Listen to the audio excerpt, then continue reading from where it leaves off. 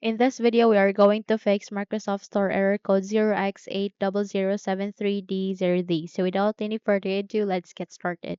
The first solution that you need to do is you need to run the troubleshooter for Windows Store apps. How we can do that at the start, make a right click, scroll up and click on settings.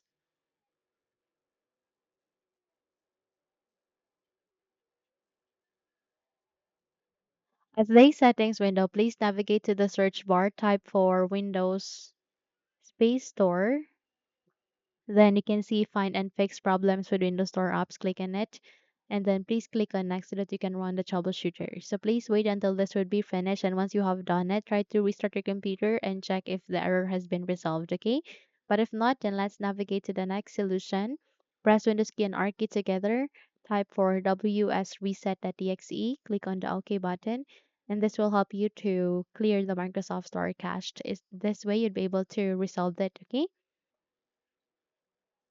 Try to check if the issue has been resolved, but if not, I want you to navigate to the last solution, and that is to clear the Microsoft Store by resetting it. So I want you to navigate at the bottom search bar and type for store. Then you need to wait until you can see a Microsoft Store under the best match, and once you have seen it, please make a right click and click on app settings.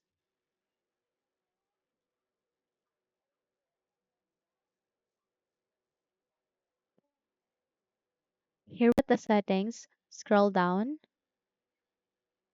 Click on reset. Click on reset again and then wait until this procedure would be finished. And once you have done it, try to restart your device as well and check if it's being resolved. Okay. Now, if you found this video helpful, kindly like and subscribe. You may also click or turn on the notification bell so that you will be notified for more upcoming tutorials. Thank you and have a good day.